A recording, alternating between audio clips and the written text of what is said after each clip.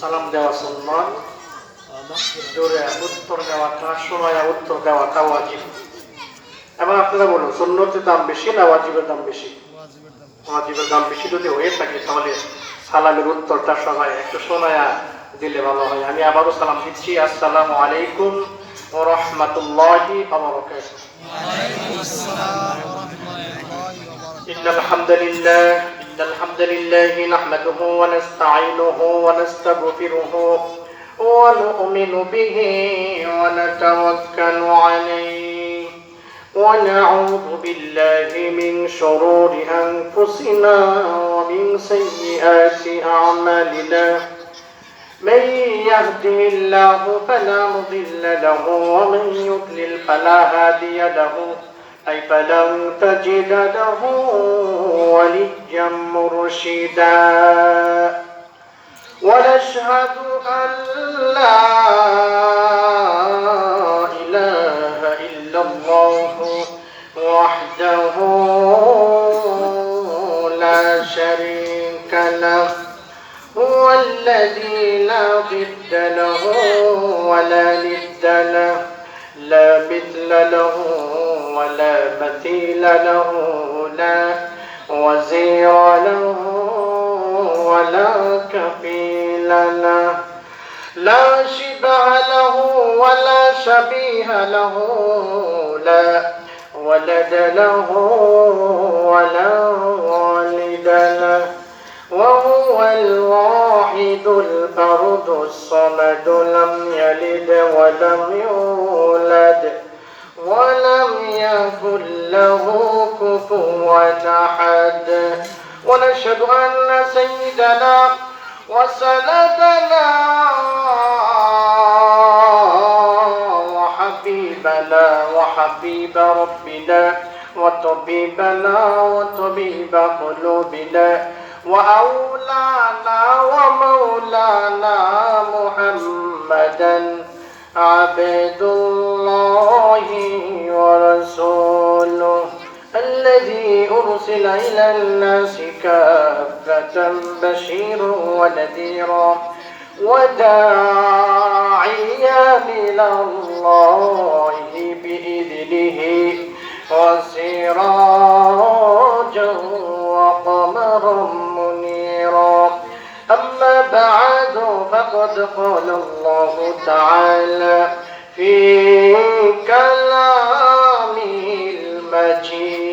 المجيد وفي فرقانه الحميد أعوذ بالله من الشيطان الرجيم بسم الله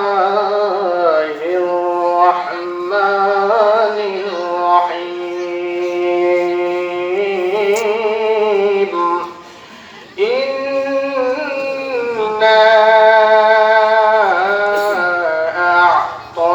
أعطيناك الكوثر فصل لربك وانحر إن شانئك هو الأبتر.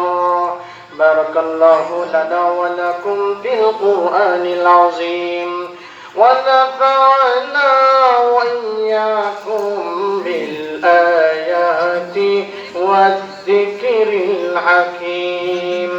وعن أنس رضي الله تعالى عنه قال قال رسول الله صلى الله عليه وسلم لا يؤمن أحدكم حتى أكون أحب إليه من والده وولده والناس أجمعين أو كما قال عليه الصلاة والسلام. সবাই আমরা একটু হালকা দরুদ পাঠ করি। সাল্লাল্লাহু আলা সাইয়্যিদিনা ওয়া মাওলানা মুহাম্মদ ওয়া আলা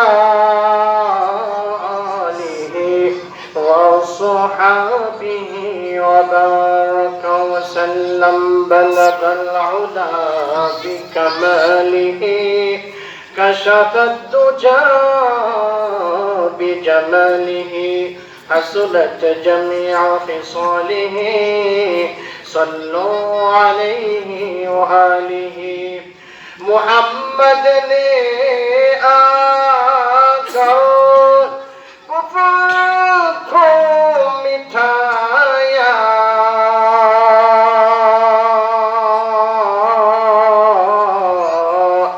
کفر کو مٹا کر صداقت بتایا بلغ العلا بكماله كشف الدجى بجماله حسنت جميع خصاله صلوا عليه وآله الحمد لله ثم الحمد لله আমরা সর্বপ্রথম মহান মনিবের আলিশান দরবারে লাখ কোটি শুকর ও সুজুদ জ্ঞাপন করছি যে আল্লাহ জাল্লা জালালুহু আম্মা নাওয়ালুহু আমাদেরকে পৃথিবীর অসংখ্য গণিত মানুষ থেকে যাচাই করে বাছাই করে আজকে দিনই মাহফিলে আসা এবং বসার কোরআন হাদিস থেকে আলোচনা করার পাশাপাশি আলোচনা শোনার তৌফিক দিয়ে দিয়েছেন উনি কে?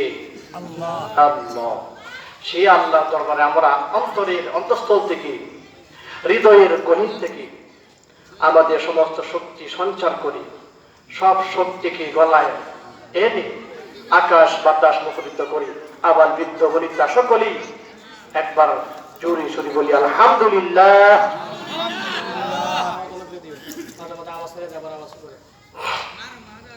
আপনারা হয়তো ভাবতেছেন যে আমাদের মাদ্রাসার হুজুর কি ওয়াজ করবো, অনেকে আবার উকি মেরে আবার চলে গেছে যে আমাদের হুজুর, ঠিক আছে আমি তো আপনাদের হুজুর, গ্রামের হুজুর, এই জায়গার হুজুর, তো কি বয়ান করবে, ঠিক না? যাই হোক, আমি ছোট্ট মানুষ, এই জায়গায় বসার যোগ্য আমার নাই, যোগ্যতা নেই, আমল নেই, ইলিমও নেই, তারপরেও কর্তৃপক্ষের নির্দেশ অনুযায়ী আমি এখানে বসেছি। দ্বিতীয় বক্তা আমাদের মাঝে এসে উপস্থিত হয়ে গেছেন, বিশ্রাম করতেছেন। জাস্ট কয়েকটা মিনিট আপনাদের সামনে আমি কথা বলবো, এরপর পরই হুজুর চলে আসতেছে।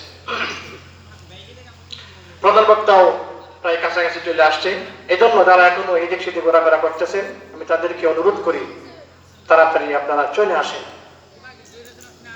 আমরা আজকে আলোচনা করব সূরাতুল কাউসার। কুরআনুল কারীমে 114 খানা সূরা আছে। কয়টা সূরা? 114 খানা সূরা। আমার সাথে একটু হা না বলতে হবে, কথা বলতে হবে। কয়টা সূরা আছে? পৃথিবীর নায়ক নায়িকা গায়ক গায়িকা বাংলাদেশ একটু তো জানেই, এমনকি এই দিকে ভারত পাকিস্তান অন্যান্য রাষ্ট্রে সবগুলোর নাম জানে, কিন্তু কপাল পোড়া মুসলমান পবিত্র কালামে কয়টা সূরা আছে তাও জানি না। কথা ঠিক না বেটি? জানি না আমরা। আবার নিজেকে আমরা গর্বিত মুসলমান বলে দাবি করি। তাহলে আমি বলতে চাই পবিত্র কালামুল্লাহ শরীফের সূরা কয়টা? 114 খানা। 114 খানা সূরার ভিতরে একদম ক্ষুদ্রতম একটা সূরা, সবচেয়ে ছোট সূরা, এই সূরার নাম হচ্ছে সূরাতুল কাউসার। পবিত্র কোরআনুল মাজিদে সবচেয়ে বৃহত্তম সূরার নাম হচ্ছে সূরাতুল বাকারা, আর সবচেয়ে ক্ষুদ্রতম ছোট সূরার নাম হচ্ছে সূরাতুল কাউসার। এই কাউসার আমার মনে হয় এমন কোন মুসলমান নাই, ছোট থেকে বৃদ্ধ পর্যন্ত মোটামুটি সবারই মুখস্থ আছে। আছে না নাই? আছে। এই সূরায় আয়াত হচ্ছে 3টা, রুকু হচ্ছে 1টা। কুরআনুল কারীমের তাফসীর করতে হলে 5টা জিনিস আমাদেরকে মনে রাখতে হবে। 1 নাম্বার বিষয় হচ্ছে শুদ্ধ তেলাওয়াত। 2 নাম্বার লক্ষণীয় বিষয় হচ্ছে তার সরল অনুবাদ, তরজমা। 3 নাম্বার মৌলিক বিষয় যেটা, সেটা হচ্ছে এই যে সূরা নাজিল হইল, কেন নাজিল হইল? মুফাসসিরিনে কেরামের ভাষায় এটাকে বলা হয় সবাবে নুজুল বা শানে নুজুল। কেন, কি কারণে এই সূরাটা নাজিল হয়েছে? 4 নাম্বার হচ্ছে তার বাস্তব ব্যাখ্যা। 5 নাম্বার হচ্ছে এই সূরা থেকে আমরা কি পেলাম, এই শিক্ষণীয় শিক্ষা নিয়ে আমরা বাড়িতে যাব ইনশাআল্লাহ। তাই আসুন, এত লং টাইম আলোচনা করার সময় নেই, শর্টকাটে আমরা আলোচনা করব। আমরা আগে আল্লাহকে চিনি। আল্লাহ কি? আল্লাহ তাআলা বলেন তোমরা আমি আল্লাহকে চিনার জন্য আমাকে নিয়ে গবেষণা না করে আমার সৃষ্টি জগৎকে নিয়ে চিন্তা করো, গবেষণা করো, তাহলে তোমরা টের পেয়ে যাবে, তোমরা বুঝে যাবে, তোমাদের মাথায় ধরবে আল্লাহর সৃষ্টি যদি এত বড়, এত বৃহত্তম হয়, না জানি আমার আল্লাহ কত বড়। বলেন সুবহানাল্লাহ। আচ্ছা মানুষ বলো দেখি, রাত্রি কেন কানো, চন্দ্র সূর্য ফুটাই হতে পেল এত আলো। কথা ঠিক না? পশু পাখি পায় না কথা, মানুষ কেন কয়? বলো বলো এসব মানুষ কেমন করে হয়? ফুলগুলো সব নানান রঙের কেমন করে হয়? পাতাগুলো সবুজ বটে, ফুলের মতো নয়। দুধ কেন হয় সাদা, মরিচ কেন জাল? আমগুলো সব পাকলে পরে কেমন হয় তা লাল? আমরা সবাই বাস করি ভাই এই দুনিয়ার রঙে, হাতের রেখা আর চেহারা মিলে না কারো সঙ্গে। আমরা সবাই বাস করি ভাই এই দুনিয়ার রঙে, হাতের রেখা আর চেহারা মিলে না কারো সঙ্গে, আর মিলে না কথার ধরন, আঙ্গুলের টিপ। আল্লাহ তাআলা একজন আছেন, প্রমাণ হলো ঠিক, প্রমাণ হলো ঠিক। এইগুলা নিয়ে যদি আমরা চিন্তা করি, তাহলে কি আমরা আল্লাহকে চিনতে পাবো, আমরা আল্লাহকে বুঝতে পাবো। কথা বলা ঠিক না ঠিক? এই জন্য আল্লাহ তাআলা এক আয়াতে বলেন, আল্লাযীনা ইয়াযকুরুনা আল্লাহা কিয়ামান ওয়া কুউদান ওয়া আলা জুনুবিহিম ওয়া ইয়াতাফাক্কারুনা ফী খালকিস সামাওয়াতি ওয়াল আরদ। আল্লাহ তাআলা বলেন প্রকৃত বুদ্ধিমান তারাই, তারা শুয়ে বসে দাঁড়িয়ে হেঁটে হেঁটে সর্ব অবস্থায় আমি আল্লাহ তাআলাকে স্মরণ করে, ওয়াতাফাক্কারুনা ফিল আরদ, আল্লাহ তাআলা এই যে সৃষ্টি জগৎকে নিয়ে চিন্তা করে, গবেষণা করে এবং এই কথা বলে, রব্বানা মা খালাকতা হাযা বাতিলা। এবং আল্লাহ তাআলাকে ডাক দিয়া কয়, আল্লাহ এত সুন্দর সৃষ্টি তুমি করেছো, এইগুলা কোনটাই অনর্থক না। সুবহানাল্লাহ বলেন। আল্লাহ পাহাড় বানাইছো, এটা অনর্থক না। আল্লাহ নদী বানাইছো, এটা অনর্থক না। সাগর, মহাসাগর, প্রশান্ত মহাসাগর, আটলান্টিক মহাসাগর, নদী নালা, খাল বিল, পাহাড় পর্বত, গাছপালা, তামাম সৃষ্টি জগৎ আল্লাহ তাআলা বানাইছে। ও বান্দা, আল্লাহ কেমন? আল্লাহ আগে গেছিল, আল্লাহ পরে কি হবে, আল্লাহ কোথায় থেকে আসলো, আল্লাহ এখন কি করতেছে, এইগুলা চিন্তা বাদ দাও। আমি আল্লাহর সৃষ্টি জগৎকে নিয়ে চিন্তা করো, তাহলে বুঝা যাবা আমি আল্লাহ তাআলা কত বড়। বলেন সুবহানাল্লাহ। আজকে আমরা দুনিয়া নিয়ে আমরা ব্যস্ত। দুনিয়া, এই যে দেখেন, আমি প্রায় সময় বলে থাকি, এই যে মাহফিল আসর পর থেকে শুরু হয়েছে, এখন পর্যন্ত মাঠটায় খানা কানাই পূর্ণ হয় নাই। কেন? আমাদের কি হলো ভাই? আমরা কি করতেছি? কার বিষয়ে আমরা ছুটতেছি? এই জন্য মরহুম আইনুদ্দিন আল আজাদ একটি ইসলামিক সঙ্গীত পরিবেশন করে পৃথিবীর মানুষকে বুঝিয়ে গেছেন, ও মানুষ, তোমরা কার পিছনে কেন ছুটতেছো, তোমরা কি করতেছো? ওরে মানুষ হইছ বেহুশ দুনিয়ার পিছে, কি জবাব দিবি রে তুই আল্লাহর কাছে? কথা বুঝছেন? খালি কথা শুনুন না। ওরে মানুষ হইছ বেহুশ দুনিয়ার পিছে, কি জবাব দিবি রে তুই আল্লাহর কাছে? কি জবাব দিবি রে তুই আল্লাহর কাছে? রাতে দিনে দৌড়াদৌড়ি, বিশ্রামের সুযোগ তো নাই, আর নামাজ রোজা দূরের কথা, আল্লাহ নামটা মুখে নাই। কথা ঠিক না ঠিক? কথা মনে হয় বাস্তব না। এমন ব্যস্ত আমরা, আল্লাহ নামটা মুখে নেওয়ার সময় নেই। রাতে দিনে দৌড়াদৌড়ি, বিশ্রামের সুযোগ নাই, নামাজ রোজা দূরের কথা, আল্লাহ নামটা মুখে নাই। টাকা পয়সা লইয়া কি কেউ কবরে গেছে, কি জবাব দিবি রে তুই আল্লাহর কাছে? হাই ওরে মানুষ হইছ বেহুশ দুনিয়ার পিছে, কি জবাব দিবি রে তুই আল্লাহর কাছে? হালাল হারাম না মানিয়া কত টাকা করছো কামাই, এত টাকা রাখবা কোথায়? কাপড়ের তো পকেট নাই। কথা ঠিক না ঠিক? হালাল হারাম আমরা মানি, যে সর্ব অবস্থায় টাকা রোজগার করি, কোনটা হারাম কোনটা হালাল এদিকে চাওয়ার সময় নেই। হালাল হারাম না মানিয়া কত টাকা করছো কামাই, এত টাকা রাখবা কোথায়? কাপড়ের তো পকেট নাই। কত মানুষ রাস্তায় পয়রা জীবন কাটাইছে, কে জবাব দিবি রে তুই আল্লাহর কাছে? হাই ওরে মানুষ হইছ বেহুশ দুনিয়ার পিছে, কে জবাব দিবি রে তুই আল্লাহর কাছে? কোথায় আছে আরাম আয়েশ, তাই বেড়াও শুধু খুঁজিয়া, বুজুর্গ পাবো নিজেকে নরম তুষকে শুইয়া। কথা ঠিক না ঠিক?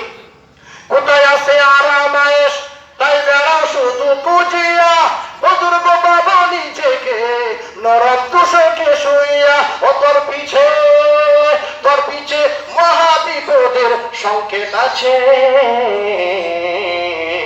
কি জবাব দিবি রে তুই আল্লাহর কাছে? হাই ওরে মানুষ হইছ বেহুশ দুনিয়ার পিছে, কি জবাব দিবি রে তুই আল্লাহর কাছে? সম্মানিত প্যারে হাজরিন, আমরা কাউসার নিয়ে আলোচনা করতেছিলাম। এই সূরা কাউসারটা কেন নাযিল হইল, কি জন্য, এটা আমাদের জানার দরকার আছে না নাই? আছে। তাই আসুন আমরা প্রথম তিলাওয়াত করলাম, এখন শাব্দিক আমরা একটু তর্জমা করি।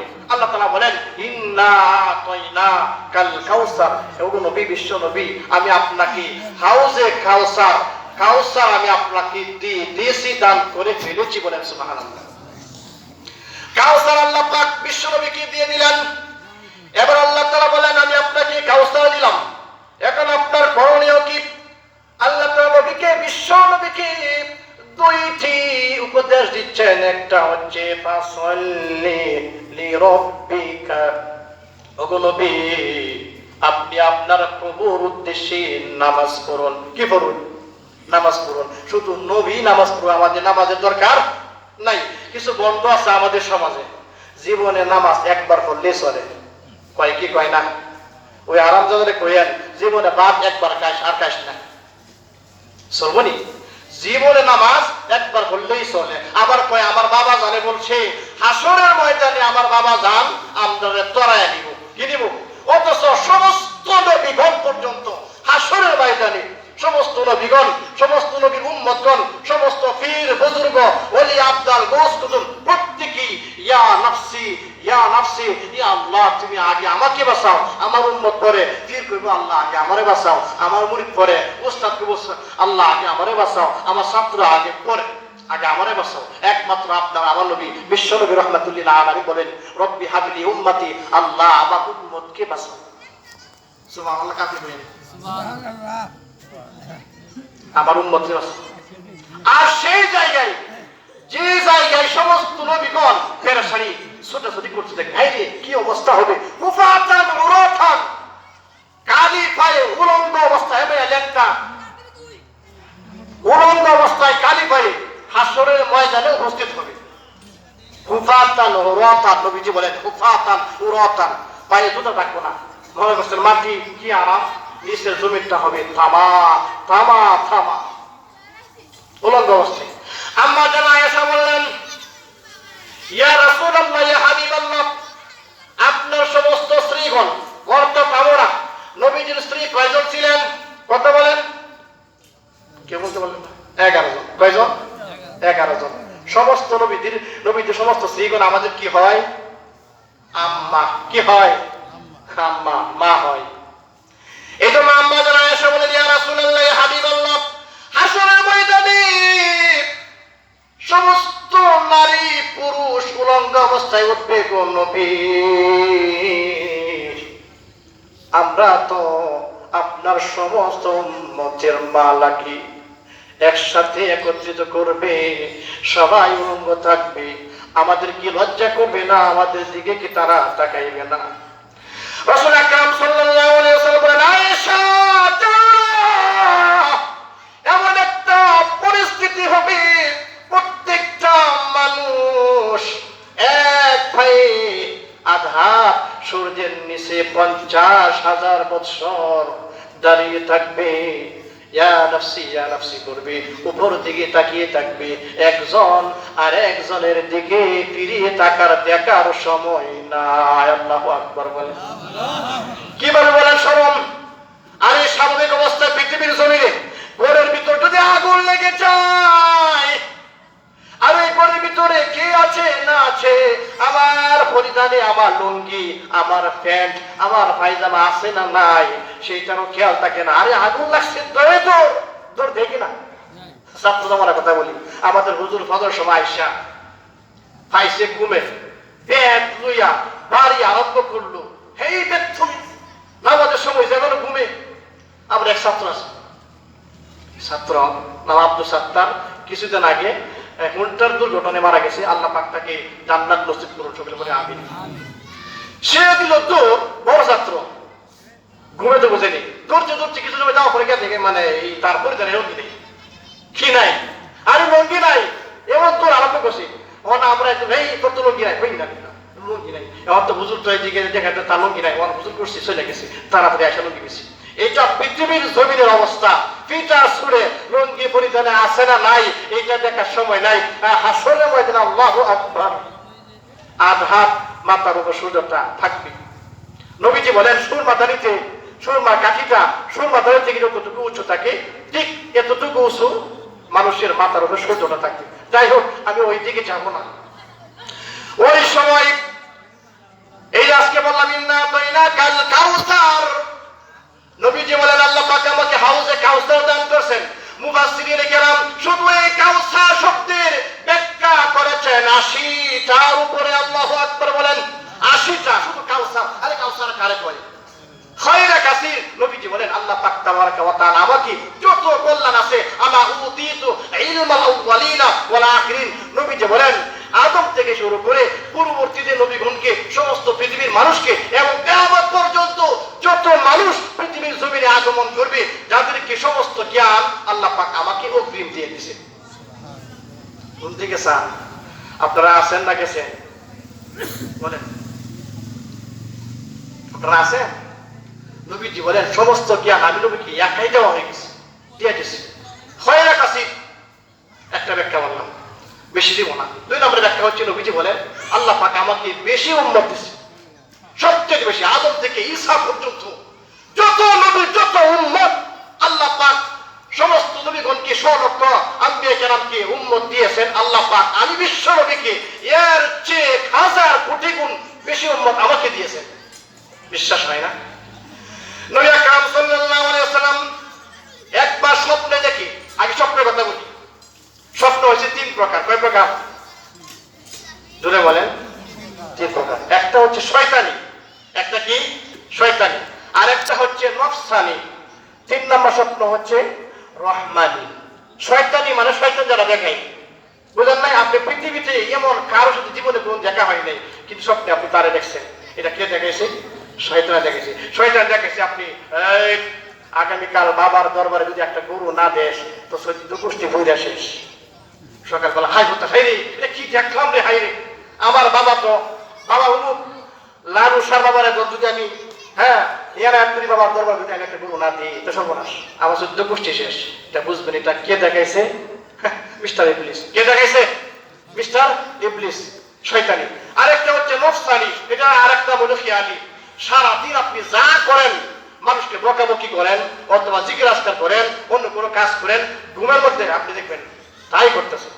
একদম করতেছে ঘুমে ঘুমে, গাজীপুর গাজীপুর গাজীপুর, না 50 টাকা কম নাই। বউ করে কেন গাজীপুর আমি তো সারাদিন কন্ট্যাক্টারি করি, মানুষের বাসে তুলি, ওরা আমার ঘুমের মধ্যে তাই আসতেছে। এটার নাম কি? খেয়ালি বা নফসানি। 3 নাম্বার হচ্ছে রহমানি। 3 নাম্বার কি? রহমানি। আল্লাহ পাকের পক্ষ থেকে বান্দাকে যা দেখানো হয় শেষ রাত্রে, এটা হচ্ছে রহমানি। এর ব্যাখ্যা আমি বলে দিই। স্বপ্ন যেমন তেমন কারোর সাথে ব্যাখ্যা করা নিষেধ। একদম হক্কানি আলেমের কাছে যাবেন, আপনি স্বপ্ন ভালো হোক খারাপ হোক, তার সাথে বলবেন, সেই স্বপ্নের ব্যাখ্যা করে দিবেন। এবং নবী যে স্বপ্ন, এটা ওহী। স্বপ্নের কথা কেন বললাম? নবী করে স্বপ্নে আমার মতো, হ্যাঁ বলতো মতো সলিমুদ্দিন কলিমুদ্দিনের স্বপ্নের মতনই। নবী করে স্বপ্ন একদম সরাসরি ওহী। বলেন সুবহানাল্লাহ। নবীজি বলেন আমি স্বপ্নে দেখলাম, আপনাদের কি আর আছে? আমি ছেড়ে দিব, কি আর আছে? কথা কয় না। আমি ঠিক গুরুস্থানে বসে আওয়াজ করতেছি, মানে মনোযোগ আসেনি আপনাদের? আছে? আচ্ছা। নবীজি কি বলেন? আমি স্বপ্নে দেখলাম সমস্ত নবীগণ আমি বিশ্ব নবীদের সাথে তাদের উম্মত সহ আয়েশা দেখা করতেছি। সুবহানাল্লাহ।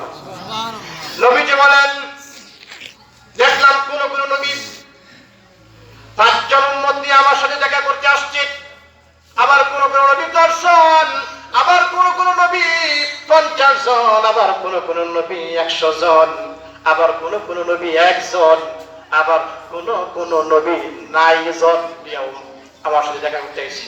9 জন বুঝছেন? একটাও নাই, শুধু নবী একা আসছে, একটাও মত নাই। হঠাৎ করে তাকিয়ে দেখি একজন পয়গম্বর লক্ষ লক্ষ উম্মত নিয়ে আমার সামনে আসতেছে। তাদের পায়ের ধুলাবালির কারণে রাস্তাঘাট দেখা যায় না। আমি বিশ্বনবী চমকে গেলাম, ভাইরে এত উম্মত মনে হয় আমার হবে না। আল্লাহ পাক তাবারাকা ওয়া তাআলা বিশ্বনবীকে জানিয়ে দিলেন, ওগো বিশ্বনবী মুহাম্মদ সাল্লাল্লাহু আলাইহি ওয়াসাল্লাম, আপনি ঘাবড়াবেন না। এই যে আপনার সামনে যে নবীকে দেখতেছেন লক্ষ লক্ষ উম্মত নিয়ে আপনার সাথে আসতেছে দেখা করার জন্য, এটা হচ্ছে ওই নবী।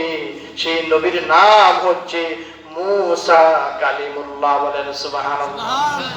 সবচেয়ে উম্মত বেশি কার? মুসা নবী। এবার বিশ্বনবী একটু মনে আঘাত পেয়েছে, হাই এত উম্মত, আমার তো মনে এত উম্মত হবে না। এবার আল্লাহ পাক তাবারাকা ওয়া তাআলা বলে, বিশ্বনবী আপনি ডান দিকে তাকান। বিশ্বনবী ডান দিকে মাথা মুবারক ঘুরাইলেন।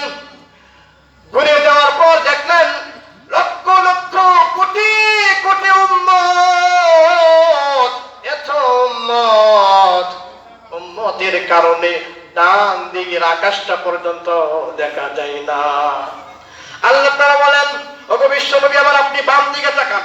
বিশ্বনবীজি বাম দিকে তাকাইলেন, দেখলেন এত উম্মত, কোটি কোটি উম্মত, এত মানুষের ভিড়ে, এত মানুষের জন্য বাম দিকের আকাশটা পর্যন্ত দেখা যায় না। এবার আল্লাহ তাআলা বলেন, ওগো বিশ্বনবী আপনি সামনে তাকান। বিশ্বনবী বললেন, আমি যখন সামনে তাকাইলাম দেখি লক্ষ লক্ষ কোটি কোটি উম্মত, এত মানুষের ভিড়ে আমি সামনের আকাশটা পর্যন্ত দেখি না। এবার আল্লাহ তাআলা বলেন, ওগো বিশ্বনবী আপনি পিছনে তাকান। আমি যখন পিছনে তাকাইলাম দেখলাম লক্ষ লক্ষ উম্মত, এই লক্ষ লক্ষ মানুষের কারণে আমার পিছনের আকাশটা দেখা যায় না। এবার আল্লাহ তাআলা বলেন, ওগো বিশ্বনবী রাহমাতুল লিল আলামিন এবার আপনার মাথা মুবারক উপরের দিকে উঠান। আমি বিশ্বনবী আমার মাথা মুবারক যখন উপরের দিকে উঠাইলাম তখন যে দেখলাম কোটি কোটি মানুষ, যার কারণে উপরের আকাশটা পর্যন্ত দেখা যায় না। এবার আল্লাহ তাআলা জানাই দিলেন, ওগো বিশ্বনবী রাহমাতুল লিল আলামিন আপনি ডানে দেখলেন, বামে দেখলেন, সামনে দেখলেন, পিছনে দেখলেন, উপরে দেখলেন। ওগো নবী টেনশন করেন না, এত মানুষ যা দেখলেন, যত উম্মত দেখলেন, কোটি কোটি সমস্ত উম্মত, এই উম্মত আপনি বিশ্ব নবীর। বলেন সুবহানাল্লাহ। তাহলে আমরা দেখতে পাইলাম ইন্না আতাইনাকাল কাউসার। কাউসার মানে ও নবী আমি আপনাকে বেশি উম্মত দান করলাম। কি উম্মত? বেশি উম্মত দান করলাম। ওয়ানহার 2 নাম্বার নির্দেশ, আপনি কুরবানি করুন। সবাই কি করুন? কুরবানি করুন। ইন্না শানিআকা ওয়াল আবতার, নিশ্চয়ই আপনার শত্রু যারা ওরা হচ্ছে লেজ কাটা, নির্বংশ। আরবের একটা প্রথা ছিল, মানুষের যদি ছেলে হয়ে মারা যেত তাহলে কি বলতো? নির্বংশ, আত্মরা, যাদের বাচ্চা হয় না। এবং সন্তান যাদেরকে হয় না তাদেরকে কি বলে আক্কুর করে বন্দা। নবীজিকে নিয়ে কটূক্তি মন্তব্য করতে থাকলেন। আপনাদের মনোযোগ আছে? আমাদের ইমান আসলে আমাদের ইমানের দিকে তাকাইলে মানে আমি নিজেকে মুসলমান ভাবতে পারি না। আরে মুসলমান তো সেই জাতি যারা অন্যায় করে না, অন্যায় সহ্য করে না, অন্যায়কারী জালিমের বিরুদ্ধে প্রাণান্তক সংগ্রাম করে। আরে মুসলমান তো সেই জাতি যারা পারস্য উপসাগরের পানির উপর দিয়ে 30,000 ঘোড়া চালিয়ে মজলুমের ফরিয়াদ শুনেছে, শক্তিধর পরাশক্তি ইরানের অগ্নি উপাসকদের রাজপ্রাসাদে কালিমার ঝান্ডা উড়িয়েছে। আরে মুসলমান তো সেই জাতি যারা আফ্রিকার গহীন জঙ্গলে গিয়ে ঘোষণা দিয়েছে, হে জঙ্গলে বাঘ ভাল্লুক হিংস্র প্রাণী, আমরা যে সীমানা দিয়েছি এই জায়গা থেকে তোমরা মাগরিবের পূর্বে বের হয়ে যাও, আমরা এখানে থাকবো, রাত কাটাবো, দিনের দাওয়াত দেবো। দেখা গেল তাদের এই ভাষণের কারণে, এই নির্দেশ দেওয়ার কারণে মাগরিবের পূর্বে জঙ্গলে বাঘ ভাল্লুক হিংস্র প্রাণী সবকিছু বের হয়ে গেছে। এমনকি গর্ত থেকে বলতে পিপিলিকা পোকা মারত পর্যন্ত বের হয়ে মুসলিম সৈনিকের জন্য জায়গা করে দিয়েছে। বলেন সুবহানাল্লাহ। আরে মুসলমান তো সেই জাতি যারা সাগর পাড়ি দিয়ে স্পেনে গিয়ে মজলুমের ফরিয়াদ শুনেছে, উড়িয়েছে কালিমার বিজয় নিশান। এই মুসলমানরাই তো বিশাল আনাসাগরের পানি এক রূপায় করেছে। এই মুসলমানরাই তো কুমিরের পিঠে মাছের পিঠে সওয়ার হয়ে সুরমা নদীতে জাইনা মাছ বিছিয়ে কালিমার বিজয়কে উড়িয়েছে। এই মুসলমানরাই তো শান্তির বাণী প্রচার করতে গিয়ে অমুসলিমদের অত্যাচারে শাহাদাতের অমীয় সুতা পান করেছে। কথা বলে ঠিক না বেঠিক? আজকে তাম পৃথিবীর চারদিকে অমানিসার ঘোর অন্ধকার দিয়ে আসছে মুসলমানদের দিকে। আজকে গোটা পৃথিবীতে আমরা চোখ বন্ধ করে জিকির করছি, অথচ একবার আপনার চোখটা খুলে দেখেন আজকে গোটা পৃথিবীর মুসলমানের উপর কারবালা চলছে। জোরে বলেন। আজকে তাকিয়ে দেখেন চেচনিয়া দিকে, আজকে তাকিয়ে দেখেন বসনিয়া দিকে, আজকে তাকিয়ে দেখেন সোমালিয়া দিকে, আজকে তাকিয়ে দেখেন কাশ্মীরের দিকে, আজকে তাকিয়ে দেখেন গোটা পৃথিবীর মুসলিম কান্ট্রিগুলোতে মুসলমান যেখানে নির্যাতন নিপীড়ন অত্যাচার সেখানে। কথা বলে ঠিক না ঠিক? আজকে গোটা পৃথিবীর মুসলমানদেরকে দেখে মনে হয় মালিকহীন ওয়ারিসহীন রাস্তার কুকুরের মতো গোটা পৃথিবীতে সবার পাশে খুঁজে পাওয়া যায়। কিন্তু আজ গোটা পৃথিবীর মুসলিম উপর কারবার চলছে, কিন্তু এই অসহায় মুসলিমদের পাশে আজকে কাউকে খুঁজে পাওয়া যায় না। কথা ঠিক না ঠিক? সবাই একে অপরের সাথে ঐক্যবদ্ধ হয়ে কাজ করতেছে, একদল আরেক দলের পাশে তারা সাহায্য করতেছে। কিন্তু আজকে তাকিয়ে দেখেন, যদি আমেরিকা যদি কোনো খ্রিস্টানের গায়ে আঘাত লাগে তাহলে আমেরিকা কেঁপে যায়।